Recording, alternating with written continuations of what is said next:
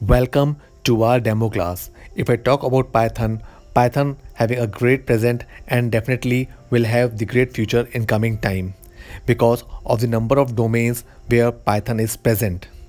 So if we talk about domain where you can make your career is web development, say game development or backend development, full stack development or say testing, web application, robotics, GUI development, pharmacology, bioinformatics, psychology, astronomy, IoT, machine learning, artificial intelligence, and data science. You just name the domain, and these are the number of domains where you can work with Python. So there are many companies who are working on Python where you can also think about making your career. Say Google, Facebook, Netflix, Instagram, Spotify, Quora, Reddit, IBM, NASA, Pixar, Pinterest, Amazon, and there are 6200 companies which are using Python one or the other way. Next, we will see the Python installation, PyCharm installation, how Python is platform independent, and we will also see few codes through which you will get the amazing outputs. And you will see how easily we can code in Python. To download Python, go to python.org and then click download. It will show you the latest version. Presently, it is showing me 3.9.5. I'll click that and then save it in C drive. Let it get downloaded first. After that, open it for installation. At the bottom of the page, it is showing me one checkbox that is add to path variable. Don't forget to click that and then just install it. Once it gets installed, now open the search panel and type IDLE. It is a free integrated development environment that we have just downloaded with Python. Now write your first program, that is print hello world. This much you can say it is easy to start your Python coding, and we got the output hello world. We will now download PyCharm from jetbrains.com. Click the download and then community version and save this in C drive. PyCharm is the most widely used smart IDE that we are downloading. Now we will install it and follow these steps. First we'll go to next step, again next step, and there are two checkboxes, one for 64-bit launcher and one to save it in a path variable. Click both the checkboxes and go to next. Again, don't make any changes, go to next and let it get installed. Once it gets installed, make it finish. Now go to search panel and search for PyCharm. You will get this window, open new project, and then there's no need to make any changes. It will save automatically. Save it. And that's it. Just create one Python file, write your first program, print hello world, right click, run your program, and see we are able to run our first program in the smartest IDE which is available in the market. Till now we have seen the Windows operating system. Now let's see Linux operating system. For that I'll create one new document and say I'll give it a name test python.py, and then I'll open it with the help of gedit, which is a default editor which I am having here. I'll open that and write one program, say print hello world, and save it. I'll open the terminal and try to run this code. For that first I'll go to the location cd desktop and then I'll run my first program, say python space test python.py, and see here also we are getting the output very easily. Let's also see in Mac OS. I'll open the terminal, I'll make it little bigger and open the Python which is already installed here. The version is little old, and now let's print and try to get the output in Mac OS.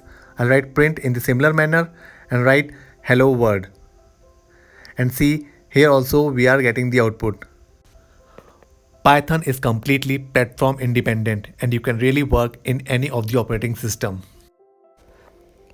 Let's see some Python code that we will write in PyCharm to get the desired output. Here in our requirement, we need to create the pyramid pattern. So we will require two for loops. First, for x in range 0 to 5, we need to run for loop 5 times for 5 lines of output. Second, for y in range from 0 to x plus 1 to print different number of stars every time. We will print star and add end is equal to 1 space, and at the end we'll give one print for the next line character, say /t, and run the code. Once we'll run the code, see we are getting the required output. We are getting the pyramid. With just 4 lines of code, we got the required output. So next we will see the factorial of a number. If someone has asked me the factorial of number 6, so what actually is factorial of 6? 6 into 5 into 4 into 3 into 2 into 1, somewhere around 720. So rather than writing the whole code, what we will do, we will import the math library where there are many functionalities, of which one is factorial. Having knowledge of library helps us to write our code very easily. Here I'll write one line of code and pass the value 6. We will easily get the output as 720. Libraries are the group of codes or the group of functions that you can import in your code to get the desired output. Let's see one more program in which we will import the random library. Simply I'll import the random and print random.randint. We will pass some value, say 1, 5, with the help of which I'll get some random values between 1 and 5. If I run this code, I got 2. If I run it again, I got 2 again, then 3, then 1. So let's create one game now in which user will be asked to guess the number between 1 and 50. We'll take one variable here, cm, in which some random value will be stored. With the help of while loop, we'll ask the user one number. We'll take one variable un, say user number, and with the help of input predefined functionality, we will give one message to user like guess the number between 1 and 50. So cm is the variable where some random number will be there, say computer's memory. With the help of conditional statement, we will write some logic here. Say suppose for the first time cm is equal to un. That means user has guessed the number in one chance only. So we'll give some message like you took count number of chances. Count is equals to 1, and we will break the loop here. We will stop the code. But if not the case, we will add some more condition where say cm is now greater than un. In this case, we will ask the user to enter the bigger number. And in last case, when cm is smaller than un, for that we won't give the condition and only write else and give a message that enter the smaller number. To count the number of chances of the user, we will increase the value of the count with the help of count plus equals to 1 in both the else part. And now we will try to run the code and check the logic. So the first message is guess the number between 1 and 50. I enter 34. Enter the smaller number. I'll enter 15. Enter the bigger number.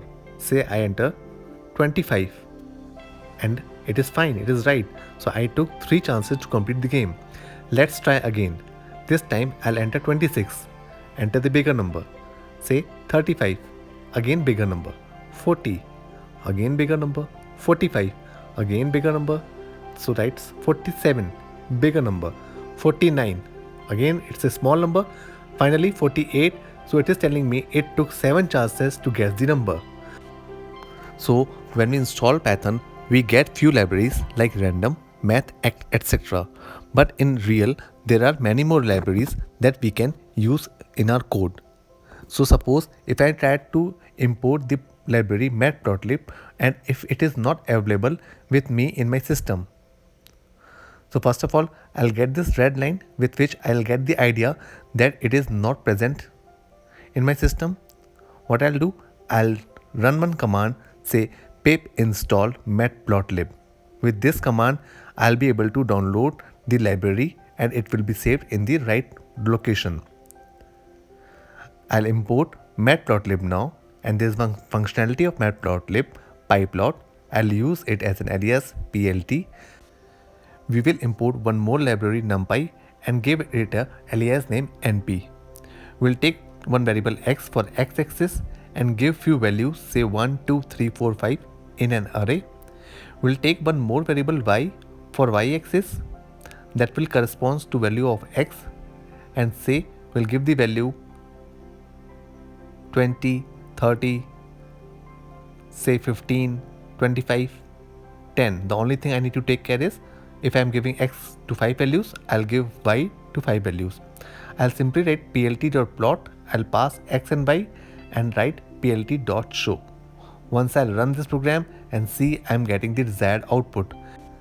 Similarly, there are many kinds of plots that we can achieve with Python coding. So this much easy, you can learn and create code using Python. In our course, we usually start with installation, then few basics of Python. We see loops, we cover then data types, functions, lambda, generators, exception handling, debugging, file handling, modules and packages. Then we see libraries, regular expression, database. In database, we see three kinds of database, say SQLite 3, MySQL and MongoDB. We also see later on Pickle, OOPS, web scraping, Excel and CSV reports, JSON, NumPy, Pandas, Matplotlib, Seaborn, decorators and Flask. Apart from this, we cover minimum 5 projects and many assignment questions, and we make sure that you do lot more practice in Python to get good confident.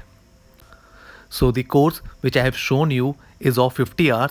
If you go for weekdays classes, it will be 30 classes, and if you go for weekend classes, that will be 16. The price of the course is 6,999 only. You can check the contact details at the right hand side and you can contact us anytime. At the end, we assure you that you will get the very right course at very reasonable price. Would love to welcome you at Innovita Technologies Private Limited. Thank you. Stay safe, stay home, learn online.